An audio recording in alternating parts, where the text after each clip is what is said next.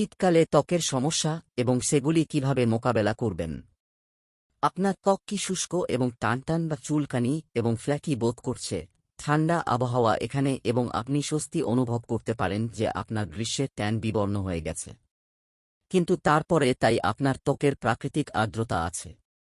শীতের ক্ষমাহীন শুষ্ক বাতাস আপনার ত্বকের প্রতিরক্ষামূলক তেল ছিনিয়ে নেয় এবং শীতের কারণ হয়ে দাঁড়ায় চামড়া সমস্যা। ফলাফল: ফাটা ঠোঁট, চুলকানি ত্বক এবং ফাটা গোড়ালি। চ্যাপ ঠোঁট। শীতে শুষ্ক ঠোঁট থেকে আমরা কেউই রেহাই পাই না। কিভাবে মোকাবেলা করবেন তা এখানে।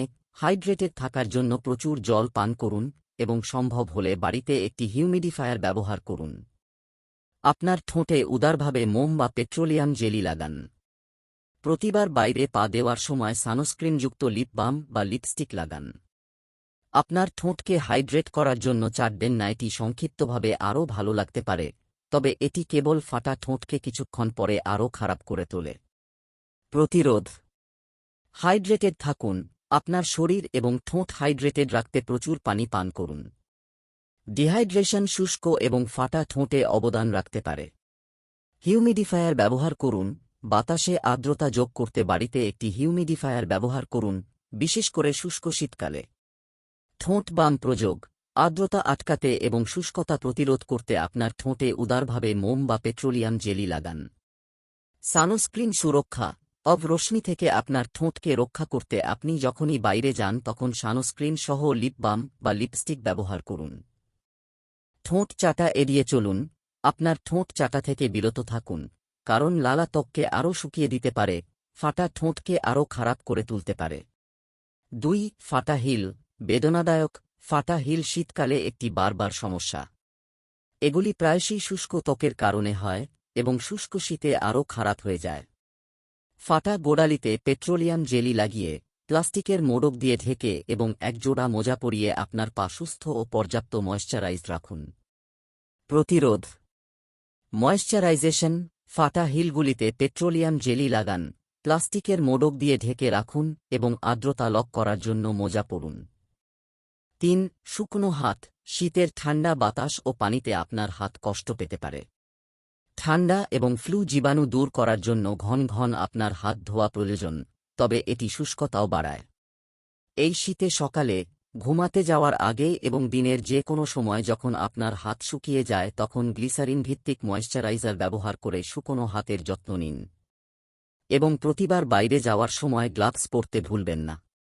প্রতিরোধ: গ্লিসারিন ভিত্তিক ময়েশ্চারাইজার শুষ্কতা মোকাবেলায় সকালে, শোবার আগে এবং সারা দিন গ্লিসারিন ভিত্তিক ময়েশ্চারাইজার ব্যবহার করুন।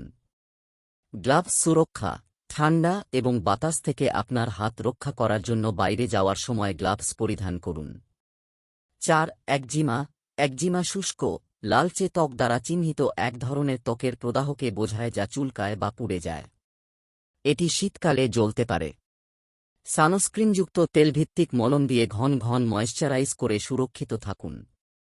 ঘাম এবং অতিরিক্ত উত্তাপও চুলকানির কারণ হতে পারে, তাই সেই অনুযায়ী আপনার স্তরগুলি পরিধান করুন। প্রেসক্রিপশন চিকিৎসার জন্য আপনি হায়দ্রাবাদ এবং অন্যান্য শহরের সেরা চর্মরোগ বিশেষজ্ঞের পরামর্শ চাইতে পারেন। প্রতিরোধ: ঘন ঘন ময়েশ্চারাইজিং, শুষ্ক, লালচে ত্বক থেকে রক্ষা করার জন্য সানস্ক্রিনযুক্ত তেলভিত্তিক মলম দিয়ে ঘন ঘন ময়েশ্চারাইজ করুন। উপযুক্ত পোশাক: অতিরিক্ত গরম এড়াতে স্তরে স্তরে পোশাক পরুন, যা একজিমা প্রবণ ত্বকে চুলকানি শুরু করতে পারে। সোরিয়াসিস। সোরিয়াসিস শুষ্ক ত্বকের চেয়ে বেশি গুরুতর। এটি ঘটে যখন ইমিউন সিস্টেম ত্বকের কোষের বিল্ড আপ নিয়ন্ত্রণ করতে অক্ষম হয়। শুষ্ক বায়ু, ঠান্ডা আবহাওয়া এবং সূর্যালোকের অভাব এটিকে আরও খারাপ করে তুলতে পারে। প্রতিরোধের জন্য সংক্ষিপ্ত, হালকা উষ্ণ গোসলের রুটিন অনুসরণ করুন এবং সারা ঘরে প্রচুর ময়েশ্চারাইজার এবং হিউমিডিফায়ার ব্যবহার করুন। আপনার জন্য সেরা চিকিৎসা সম্পর্কে ভারতের একজন ত্বক বিশেষজ্ঞের সাথে পরামর্শ করুন। প্রতিরোধ: সংক্ষিপ্ত, হালকা গরম ঝরনা। সোরিয়াসিসের লক্ষণগুলিকে আরও বাড়িয়ে তুলতে সংক্ষিপ্ত, হালকা উষ্ণ গোসলের রুটিন অনুসরণ করুন। ময়েশ্চারাইজেশন এবং হিউমিডিফায়ার। শুষ্ক বাতাসের বিরুদ্ধে লড়াই করতে এবং ত্বকের স্বাস্থ্য বজায় রাখতে ময়েশ্চারাইজার এবং হিউমিডিফায়ার ব্যবহার করুন। 6. চুলকানি, শুষ্ক ত্বক, বায়ু শুষ্ক এবং শীতল হয়ে গেলে এটি অত্যন্ত সাধারণ।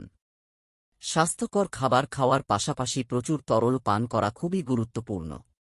ঝরনায় হালকা গরম জল এবং একটি মৃদু, সুপারফ্যাটেড সাবান ব্যবহার করুন। মনে রাখবেন, গরম জল পাত্র এবং প্যান থেকে গ্রিস অপসারণের জন্য, আপনার ত্বক নয়। আপনার স্নানের পরে ত্বকের শুষ্ক ত্বকে আলতোভাবে চাপ দিয়ে এবং ময়েশ্চারাইজার প্রয়োগ করে আর্দ্রতা লক করুন, বিশেষত একটি গ্লিসারিন ভিত্তিক ময়েশ্চারাইজার এবং শুধুমাত্র সুগন্ধযুক্ত কিছু জলযুক্ত লোশন নয়। যখনই প্রয়োজন হয়, বিশেষ করে অত্যধিক শুষ্ক ত্বকের প্যাচগুলিতে সারা দিন ময়েশ্চারাইজার পুনরায় প্রয়োগ করুন। রোদে এবং বাতাসে বেশিক্ষণ বাইরে থাকা এড়িয়ে চলুন। আপনি যখনই করবেন, বাইরে যাওয়ার আগে শীতকালীন সানস্ক্রিন ময়েশ্চারাইজার লাগান।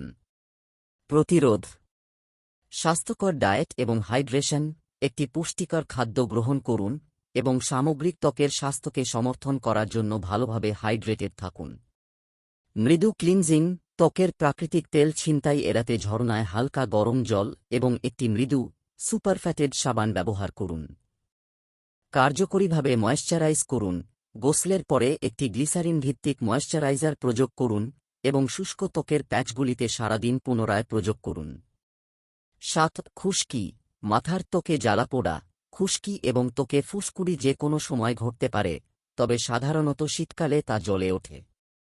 মাথার ত্বকের জন্য অ্যান্টিড্যান্ড্রাফ শ্যাম্পু ব্যবহার করা উপকারী। অতিরিক্ত শ্যাম্পু করা শীতে চুলের অন্তর্নিহিত আর্দ্রতা কেড়ে নিতে পারে। তাই প্রতিদিনের পরিবর্তে প্রতি 2 দিন অন্তর চুল ধুয়ে ফেলুন। আপনার চুল হাইড্রেটেড, নরম এবং চকচকে রাখতে কন্ডিশনার প্রয়োগ করুন। ব্লো ড্রায়ার বা ফ্ল্যাট আয়রন দিয়ে ওভারস্টাইল করা এড়িয়ে চলুন এবং টুপি পরার মাধ্যমে আপনার চুলকে উপাদান থেকে রক্ষা করুন।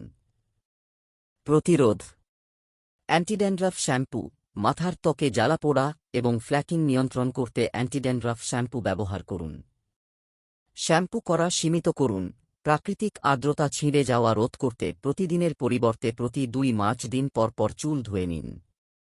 চুলের অবস্থা, চুল হাইড্রেটেড রাখতে এবং শুষ্কতা রোধ করতে নিয়মিত কন্ডিশনার লাগান। প্রতিরক্ষামূলক স্টাইলিং সরঞ্জামগুলির অত্যধিক ব্যবহার এড়িয়ে চলুন এবং একটি টুপি পরার মাধ্যমে চুলকে উপাদান থেকে রক্ষা করুন। নিয়মিত এরকম ইসলামিক এবং স্বাস্থ্য বিষয়ক ভিডিও পেতে লাইক, কমেন্ট, ফলো এবং চ্যানেলটি সাবস্ক্রাইব করে পাশে থাকবেন। মহান আল্লাহ আপনাকে উত্তম যা দান করুক। আমিন।